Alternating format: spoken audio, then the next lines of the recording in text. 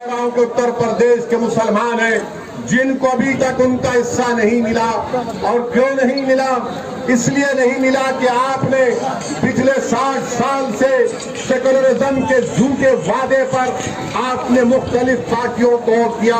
कभी आपने कांग्रेस को वोट किया, उनको नेता बनाया, विधायक बनाया, सांसद बनाया, मुख्यमंत्री बनाया, कभी आपने उनको प्रधानमंत्री बनाया, कभी आपने बीएसपी को वोट किया, उनका मुख्यमंत्री बनाया, आपने समाजवादी पार्टी को वोट किया, उनका मुख्यमंत्री बनाया। मगर आप अपने दिल पर हाथ रखकर सोचिए कि आपका पूरे उत्तर प्रदेश में आपका कौन है नेता, कौन है आपकी आवाज, कहाँ है आपकी सियासी ताकत? आज उत्तर प्रदेश में आपके वोट की अहमियत नहीं है, आपके आंसुओं की अहमियत नहीं है, आपके मसाइल की अहमियत नहीं है। मैं ये कहने पर मजबूर हूँ कि उत्तर प्रदेश में अगर सबसे कम पढ़े लिखे अगर कोई है तो मुसलमान है। आखिर क्यों कम पढ़े लिखे मुसलमान है? क्या इसका जिम्मेदार असदुद्दीन ओवैसी है? अगर उत्तर प्रदेश में सिर्फ 2% बच्चे ग्रेजुएट होते हैं तो क्या उसका जिम्मेदार असदुद्दीन ओवैसी है? उत्तर प्रदेश में मुसलमान आउट ऑफ स्कूल चिल्ड्रन है, जो स्कूल के बाहर है, जिनकी उम्र स्कूल में तालीम हासिल करने की है, वो 60% है। उसका जिम्मेदार कौन है? उसका जिम्मेदार असदुद्दीन ओवैसी है। उत्तर प्रदेश की जेलों में सबसे ज्यादा अगर दलित भाइयों के साथ अगर कोई ट्रायल है तो मुसलमान है। इसका जिम्मेदार कौन है? इसका जिम्मेदार किसी हद तक हमको भी अपने गिरबान में झांक कर देखना है। मैं आपको पैगाम देने आया हूं मेरे अजीज दोस्तों और बुजुर्गों, यकीनन फिरका परस्ती को हराना है, फिरका परस्ती को हराना है। फिरका परस्ती को हराने का मतलब ये नहीं है कि आप खुद हार जाएंगे। फिरका परस्ती को हराने का मतलब यह है कि आप जीतेंगे तभी जाकर बीजेपी को शिकस्त होगी। अगर रुदौली से मजलिस का उम्मीदवार एमएलए विधायक बनेगा तो यकीनन बीजेपी को यहां पर शिकस्त दे पाएंगे। मेरे अजीज दोस्तों, रुदौली में मैं यहां पर खड़े होकर दिल की अमीर गहराइयों से हमारे इश्तियाक अहमद साहब एक एमएलए हुआ करते थे, भट्टी समाज से उनका ताल्लुक था, मैं उनको खराज अकीदत पेश करता हूं। आप बताइए, कोई नाम नहीं लेता इश्तियाक साहब का, और फिर मजलिस पर इल्जाम लगाया जाता है कि मजलिस इत्तेहादुल मुस्लिमीन वोट काटने के लिए आती है। मेरे अजीज दोस्तों और बुजुर्गों, मजलिस किसी को काटने को नहीं आती, मजलिस जोड़ने को आती है, और मजलिस ये काम करके रहेगी इंशाअल्लाह ताला। मेरे अजीज दोस्तों और बुजुर्गों, अभी हमको यहाँ के जिम्मेदारों ने बताया कि जो ओवरब्रिज है रुदौली का,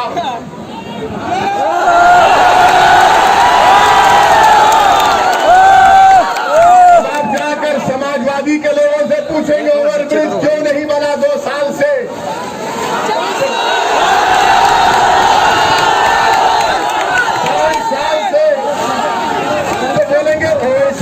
गया था इसलिए नहीं। ओवरब्रिज नहीं बना, और जो मुख्यमंत्री बाबा हैं, बाबा को भी पता नहीं है। बाबा को बोलेंगे ओवरब्रिज तो बाबा बोलेंगे नाम बदल दो। यानी हमारा हाल ऐसा हो गया है।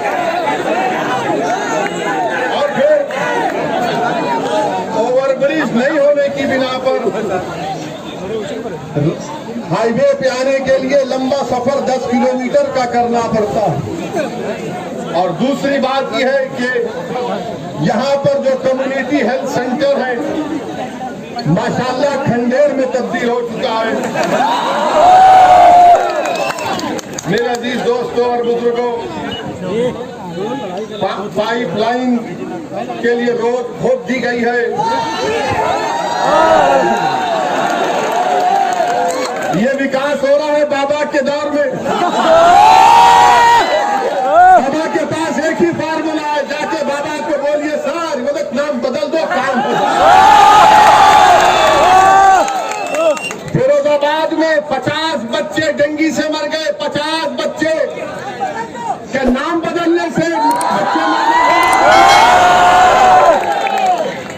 अजीज दोस्तों और बुजुर्गों, फिर ये आपके रुदौली में मेरे पास रिकॉर्ड है, ये अखिलेश भी नहीं बोल सकते, ना कांग्रेस ना बसपा के लोग बोल सकते हैं। वो सिर्फ आपको बोलेंगे वोट डालो, हमको वोट डालो, मगर हासिल क्या हुआ बताइए कि उत्तर प्रदेश में माइनॉरिटीज के लिए, जिसमें मुसलमान भी शामिल हैं, 2019-20 में मोदी सरकार ने बाबा की सरकार को 116 करोड़ रुपए दिए कि मुसलमानों के उन गांवों में जहां पर 25% माइनॉरिटी रहते, काम कराओ, स्कूल बनाओ, अस्पताल बनाओ। 116 करोड़ दिए गए और जिसमें से बाबा की सरकार ने, महाराज ने सिर्फ 16 करोड़ खर्चा किए। और महाराज बोलते, मोदी बोलते सबका साथ, सबका विकास, सबका विश्वास। 116 करोड़ में सिर्फ 16 करोड़ खर्चा किए गए। दूसरी बात कि रुदौली तहसील में क्या कोई हायर सेकेंडरी स्कूल है? गवर्नमेंट का है, क्यों नहीं है? क्या हमको हमारे बच्चों को स्कूल में पढ़ाने का शौक नहीं है? क्या आप अपने बच्चों को तालीम दिलाना नहीं चाहते? क्या अपने बेटियों को पढ़ाना नहीं चाहते? तो ये लोग बोलेंगे नहीं, मुसलमान बच्ची को नहीं पढ़ाना चाहता। अरे दिमाग तेरा खराब है, हम पढ़ाना चाहते, काबिल बनाना चाहते, ताकतवर बनाना चाहते। इनको अफगानिस्तान के लड़कियों पर जुल्म की बड़ी फिक्र है, मगर रुदौली में बच्चों के पढ़ने ये इनका दोगला दोहरा चेहरा है। और फिर आप देख लीजिए कि फिर उत्तर प्रदेश की बाबा की सरकार ने कहा कि कोविड आया तो मई में फैसला किया कि ऑनलाइन स्कूलों को स्कूल में तालीम दी जाएगी। आपको मालूम मेरे भाई, आपके रुदौली में कितने टीचर को कंप्यूटर इस्तेमाल करना आता?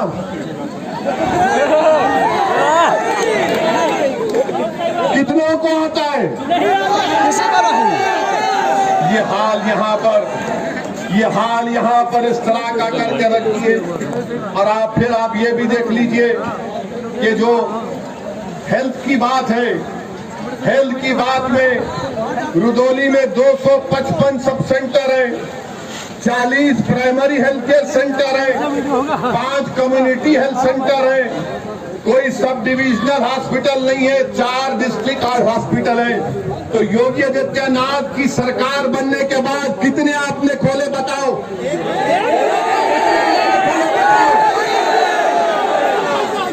जब आप जवाब दे रहे हैं तो सच्चाई पर मुबन्नी होगा। आपको मालूम कि रुदौली में ये जिला अयोध्या का है, यहाँ पर कितने बच्चे 5 साल की कम उम्र के, जब 5 साल के होते हैं तो स्टंटेड कितने होते हैं, कमजोर कितने होते हैं? 50%। बाबा से जाकर पूछिए, महाराज से, तो बोलेंगे ये फिरका परस्ती की बात कर रहा हूं। वैसी मैं चैलेंज से कह रहा हूं कि 50% 5 साल के कम उम्र के बच्चे स्टंटेड है अयोध्या डिस्ट्रिक्ट में।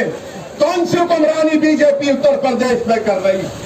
और फिर वेस्टेड बच्चे 19%, अंडरवेट यानी जो उम्र में वजन उनका होना चाहिए कितने मालूम आपको? 45%। मैं जो कुछ कह रहा हूं, अगर मेरी बहन, मेरी माँ मेरी बात तो सुन रही है तो कहेगी कि हाँ ये बात सच है कि जिस बेटे को, जिस बेटी को मैंने 9 महीने अपने पेट में रखकर पैदा किया, आज वो स्टंटेड भी है और उसका वेट भी कम है। मेरे अजीज दोस्तों और बुजुर्गों, वहीं पर ये सरजमीन हम जब यहाँ पर आ रहे थे तो इंशाअल्लाह मीडिया के बड़े बड़े लोग बोलना शुरू कर दिए कि ओवैसी अयोध्या को नहीं जा रहे, ओवैसी अयोध्या का नाम नहीं लेते हैं। मैंने कहा भाई साहब, अयोध्या भी भारत में है, फैजाबाद भी भारत में है और ओवैसी भी भारत में है। अब फैजाबाद की तारीख इनको नहीं मालूम, जो शाम में 6 बजे टीवी पर बैठते हैं, 8 बजे बैठते हैं, 9 बजे बैठते हैं, ऐसा बैठकर भाषण देते हैं, खुतबा देते हैं और ऐसा देते हैं कि बस नरेंद्र मोदी उनको देखे तो कहे कि ये तो मेरा घर है। क्या कहा उन्होंने कि ओवैसी को अयोध्या नहीं जा रहे हैं। मेरे भाई, अयोध्या भी जाएंगे, क्यों नहीं जाएंगे? हम जब कश्मीर गए तो अयोध्या नहीं जाएंगे। और फैजाबाद की तारीख, इनको नाम फैजाबाद से इतनी जलन क्यों है? पेट में दर्द क्यों होता है? फैजाबाद की जेल में क्या अशफाकुल्लाह को फांसी नहीं दी गई थी? क्या फैजाबाद की जेल में अशफाकुल्लाह को जब फांसी दी जा रही थी तो क्या अशफाकुल्लाह जब फांसी के फंदे पर जा रहा था तो उसकी जबान पर कुरान की आयतें थी?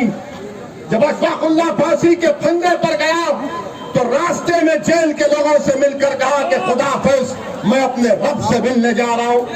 क्या अशफाकुल्लाह ने जब फांसी का फंदा लेकर उसको चूमा और अपने गले में डाला तो पूछने वाले ने पूछा कि बता मरने वाले, तेरी आखिरी ख्वाहिश क्या है?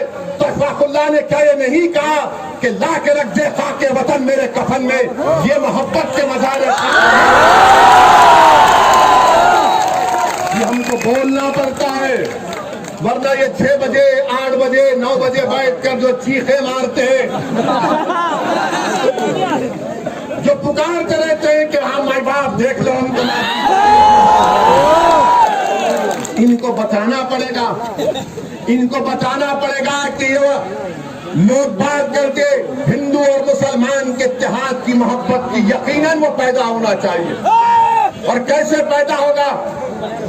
अशफाकुल्लाह और राम प्रसाद बिस्मिल की दोस्ती कैसी थी? राम प्रसाद बिस्मिल अशफाकुल्लाह एक मंदिर के पास बैठे थे शाम के वक्त, एक मुसलमान आ गए मंदिर पर हमला करने के लिए तो अशफाकुल्लाह ने अपना रिवॉल्वर निकाल कर कहा, खबरदार तुम मंदिर पर हमला नहीं करोगे वरना अशफाकुल्लाह फायर करेगा। ये मोहब्बत की मिसालें थी। क्या आपको मालूम नहीं? सुनिए, मैं थाली बजाने के लिए या आपसे दाद हासिल करने के लिए यहाँ पर नहीं आया हूँ। मैं तुम्हारी थालियों का मोहताज ना कभी था ना कभी रहूंगा। मैं किसी का मोहताज हूँ तो अल्लाह का मोहताज हूँ। मैं तुमको आपको बताने आया हूँ कि अपने दिलों में एक इनकलाब पैदा करो, अपने दिलों में एक तब्दीली पैदा करो। अगर जिंदा हो तो जिंदा कौम की मिसाल बनो, अगर जिंदा हो तो हरकत करो, अगर जिंदा हो तो अपनी पार्टी का वोट दो, अगर जिंदा हो तो तोड़ दो ये तमाम गुलामी की कैदियों की जंजीरों को जो 60 साल से तुमको डरा डरा कर तुम्हारा वोट हासिल करके हमको बर्बादी के दहाने पर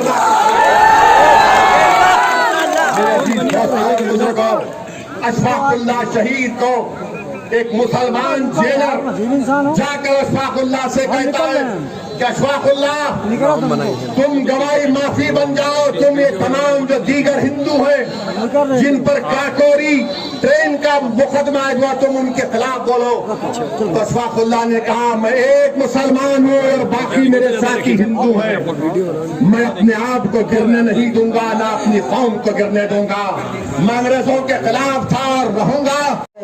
मैं आज रुदौली में खड़े होकर आप तमाम से अपील कर रहा हूं कि अगर हम अशफाकुल्लाह के ख्वाबों को पूरा करना चाहते हैं, अगर हम राम प्रसाद पंडित राम प्रसाद बिस्मिल के ख्वाबों को पूरा करना चाहते हैं तो अशफाकुल्लाह ने ये ख्वाब देखा था, अशफाकुल्लाह ने ख्वाब देखा था कि मुल्क जब आजाद होगा तो यहाँ पर सबको उनका हिस्सा मिलेगा। अशफाकुल्लाह ने ख्वाब देखा था कि मैं फांसी के फंदे पर चढ़ जाऊंगा, 27 साल की उम्र में अपनी जवानी को इस मुल्क पर कुर्बान कर दूंगा, मगर आने वाले नौजवानों का मुस्तकबिल खराब नहीं होगा। नौजवानों, रुदौली के गयूर नौजवानों, उत्तर प्रदेश के मेरे गयूर नौजवानों, तुमको अशफाकुल्लाह के ख्वाबों को पूरा करना है। तुमको पंडित राम प्रसाद